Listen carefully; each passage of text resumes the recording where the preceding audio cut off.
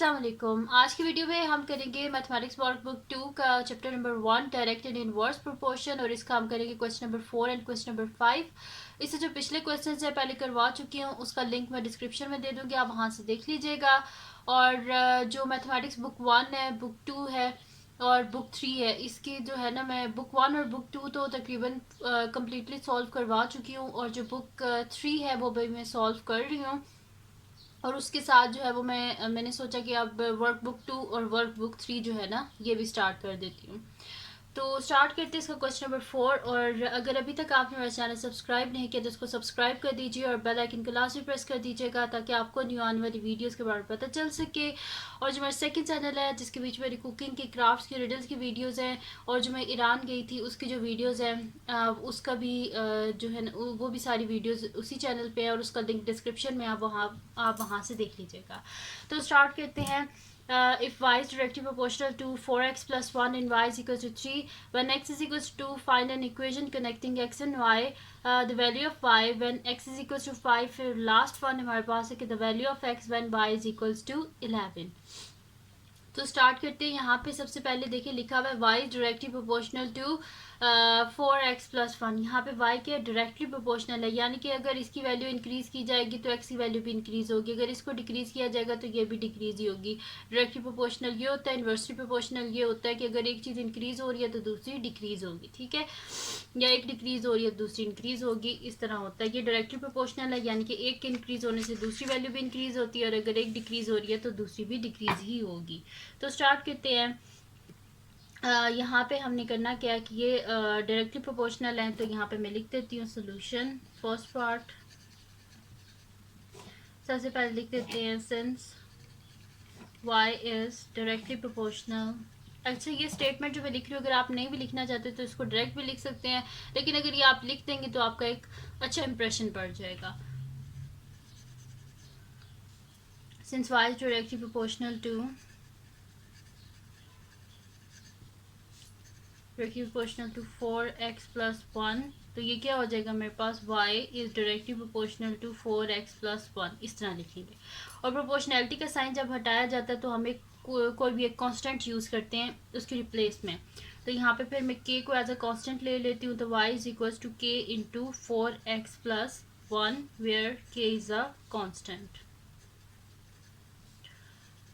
where k is a constant of proportionality लिखते हैं या k is a constant। ये हो गया हमारे पास। अब क्या करना है, यहाँ पे ने हमें बताया हुआ क्या था कि क्या वैल्यू है, y की वैल्यू ने हमें 3 बताई है और x की वैल्यू 2 बताई है। इनको यूज़ करके हमने इक्वेशन को फाइंड आउट करना है, यानी कि इस k की वैल्यू हमें चाहिए वो सब्सटीट्यूट करनी है हमने और इस इक्वेशन को बनाना है।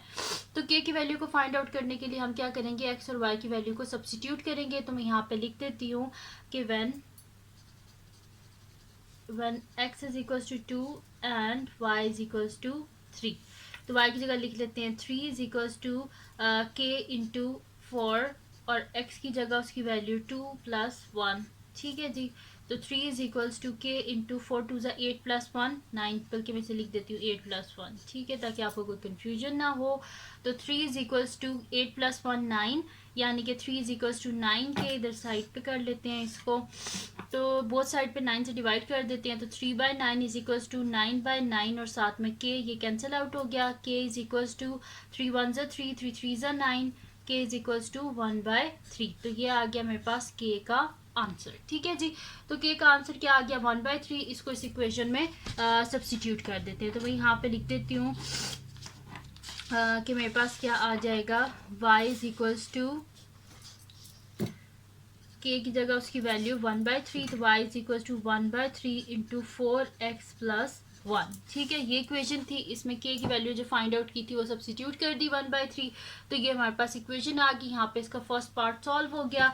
अब चलते हैं इसके नेक्स्ट पार्ट की तरफ। सेकंड पार्ट तो मैं यहाँ पे लिख देती हूँ सोल्यूशन सेकंड पार्ट।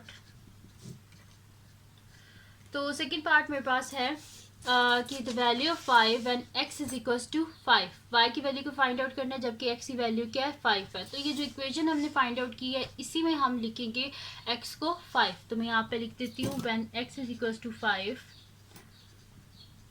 इक्वेशन क्या है हमारे पास, y is equals to 1/3 into 4x plus 1। ठीक है, अब यहाँ पे जहाँ पे x है उसकी जगह हम क्या लिख देंगे, 5 लिख देंगे। तो 1/3 इंटू 4 और x की जगह 5 प्लस 1। ठीक है जी, ये हो गया। अब यहाँ पे इसको कर लेते हैं, y इज इक्वल्स टू 1/3, 5 4 ज़ा 20, तो मैं यहाँ पे लिख देती हूँ 20 प्लस 1। ठीक है, तो y is equals to 1/3, 20 plus 1 क्या हो जाएगा 21, तो 3 7 ज़ा 21, तो y का क्या आंसर आ गया मेरे पास 7। तो यहाँ पे इसका सेकंड पार्ट भी सॉल्व हो गया। अब चलते हैं इसके नेक्स्ट पार्ट की तरफ, जो कि हमारे पास थर्ड पार्ट है। तो मैं यहाँ पे लिख लेती हूँ सोल्यूशन थर्ड पार्ट। तो थर्ड पार्ट क्या है मेरे पास कि the value of x when y is equals to 11। x की वैल्यू को फाइंड आउट करना है जबकि y हमारे पास 11 है। तो मैं यहाँ पे लिख देती हूँ when y is equals to 11। Equation क्या है हमारे पास, y is equals to 1/3 4x plus 1। अब ये जो y है इसकी जगह हम क्या लिख देंगे, 11 लिख देंगे, बाकी एज इट इज हो जाएगी इक्वेशन। तो 11 is equals to 1/3 into 4x plus 1।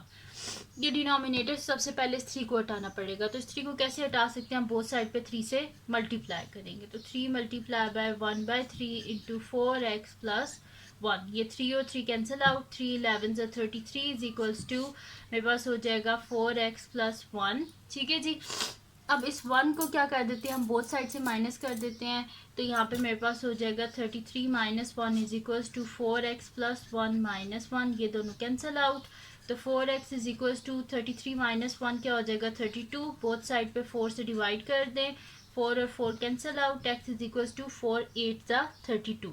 तो x का आंसर क्या आ गया, 8 आ गया। ठीक है, तो पहले हमने इक्वेशन फाइंड आउट करनी थी फर्स्ट पार्ट में, वो हमने ये फाइंड आउट कर ली। सेकंड पार्ट में y की वैल्यू फाइंड आउट करनी थी, वो भी हमने कर ली 7।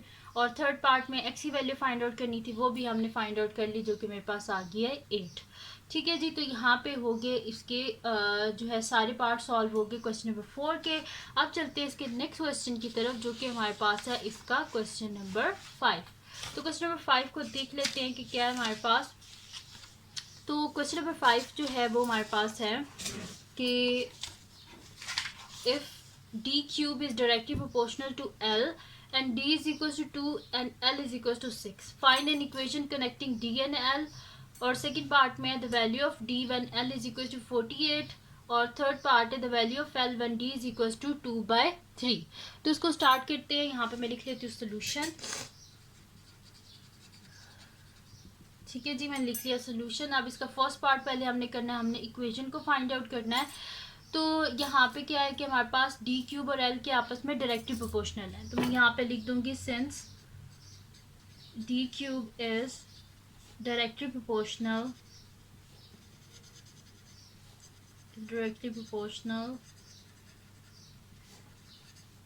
टू एल, यानी कि ये मेरे पास क्या हो जाएगा कि d cube is directly proportional to L.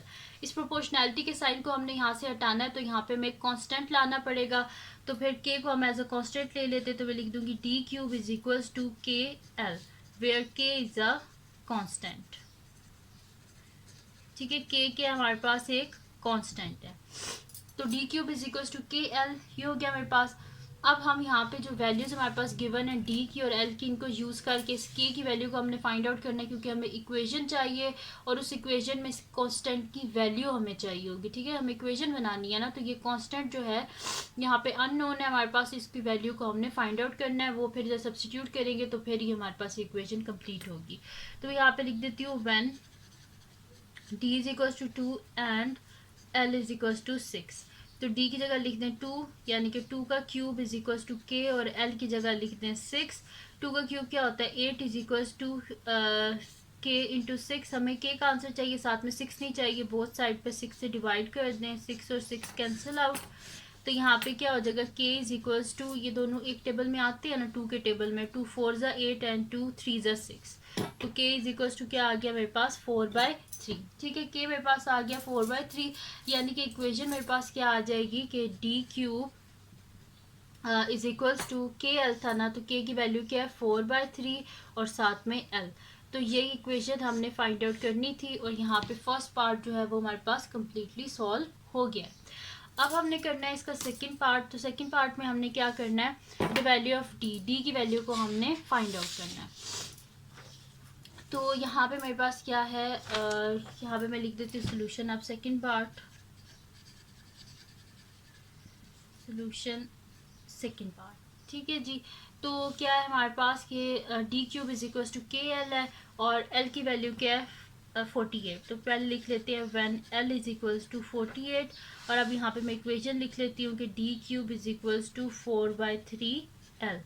तो अब एल की जगह इसकी value d cube is equals to 4/3 और साथ में लिख देते हैं 48। अब 3 की टेबल 48 आता है तो यहाँ पे कटिंग कर लेते हैं। 3 1 3 और 3 1 3 1 कैरी हो गया 18 हो गया और 3 6 18 16 हो गया। तो d cube is equals to 4 into 16। तो d cube is equals to 16 को 4 से मल्टीप्लाई करते तो 6 4 हमारे पास क्या होता है 24। 4 1 4 प्लस 2 6 हो गया, यानी कि 64 हो गया मेरे पास बोथ साइड पे। क्योंकि यहाँ पे क्यूब है, हमें डी का आंसर चाहिए और ये डी क्यूब है, तो मैं बोथ साइड पे क्यूब रूट लेना पड़ेगा। तो बोथ साइड पे क्यूब रूट ले लेते हैं। क्यूब का ऑपोजिट क्या होता है क्यूब रूट, तो ताकि हमने इसको कैंसिल करना है, ये तो कैंसिल आउट हो गया। डी इज इक्वल्स टू और 64 क्या होता है 4 का क्यूब होता है। यहाँ पे अगर मैं एक स्टेप और कर दूँ तो ये मेरे पास इस तरह हो जाएगा कि cube root of d cube is equals to cube root of 4 cube. ठीक है, ये कैंसिल आउट, ये कैंसिल आउट। ये स्टेप बेशक यहाँ पे कटिंग ना कीजिएगा, इसके बाद ये वाला स्टेप और उसके बाद ये स्टेप। तो डी इज इक्वल्स टू मेरे पास क्या हो जाएगा यहाँ पे 4। ठीक है, तो डी क्या हो गया मेरे पास यहाँ पे 4। डी को हमने फाइंड आउट कर लिया। यहाँ पे हो गया कंप्लीट इसका सेकंड पार्ट। अब चलते हैं इसके लास्ट पार्ट की तरफ, जो कि हमारे पास इसका थर्ड पार्ट है कि हमने एल को फाइंड आउट करना है, जबकि डी क्या हमारे पास 2/3। तो मैं यहाँ पे लिख देती हूँ solution third part when d is equal to 2/3। तो इक्वेशन हमारे पास है d cube is equal to 4/3 l. तो डी की जगह लिख देते हैं 2/3 का cube is equal to 4/3 l. ठीक है, तो 2 का क्यूब हमारे पास क्या होता है 8 होता है। तो यहाँ पे मैं लिख देती हूँ 8 डिवाइडेड बाय 3 का क्यूब क्या होता है हमारे पास 27 इज इक्वल टू 4/3 एल। इसको साइड पे यहीं पर सॉल्व कर लेते हैं। ये मेरे पास आ जाएगा 8/27 इज इक्वल्स टू 4/3 एल। अच्छा, अब हमें क्या चाहिए एल का आंसर चाहिए, साथ में ये 4/3 नहीं चाहिए। तो हम क्या करेंगे इसके रेसिप्रोकल, यानी कि इसके जैसे कि ये फ्रैक्शन 4/3 है ना, तो हम इसे 3/4 से बोथ साइड पे जो है वो मल्टीप्लाई कर देंगे, ताकि हमारे पास यहाँ से एल के साथ से ये 4/3 ख़त्म हो जाए। तो ये हो गया कैंसिल आउट यहाँ से, और यहाँ पे क्या हो जाएगा 4 1 4, 4 2 8, 3 1 3, 3 9 27। ठीक है, तो यानी कि 2/9 इज इक्वल्स टू एल, यानी कि एल क्या आ गया हमारे पास 2/9। तो यहाँ पे इसका थर्ड पार्ट भी सॉल्व हो गया, जिसमें हमारे पास एल की वैल्यू आ गई 2/9 और डी जो है वो हमारे पास क्या आ गया था 4। और जो इक्वेशन हमने फाइंड आउट की थी वो क्या थी d cube is equals to 4/3 l. तो यहाँ पे हो गए जी इसके तीनों पार्ट जो है वो कंप्लीट हो गए। तो ये थी जी आज की वीडियो, जिसमें मैंने आपको करवाया है मैथमेटिक्स बुक 2 वर्क बुक 2 जो है इसका चैप्टर नंबर 1 का क्वेश्चन नंबर 4 और क्वेश्चन नंबर 5 करवाया है। तो अगर ये वीडियो आपके लिए हेल्पफुल है तो उसको लाइक कीजिएगा, मेरे चैनल को सब्सक्राइब कीजिएगा, बेल आइकन को लाजमी प्रेस कर दीजिएगा, ताकि आपको न्यू आने वाली वीडियोज़ के बारे में पता चल सके। और जो मेरा सेकंड चैनल है जिसके बीच में मेरी कुकिंग की क्राफ्ट्स की और रीडर्स की वीडियोज़ हैं, और जो मैं ईरान गई थी उसकी भी वीडियोस उसी चैनल के बीच में है, तो आप वहां से देख लीजिएगा। और जो मेरी बहन का चैनल है उसका लिंक भी डिस्क्रिप्शन में है, उसको भी सब्सक्राइब कर दीजिएगा और अपनी दुआओं में लाजमी याद रखिएगा। अल्लाह हाफिज़।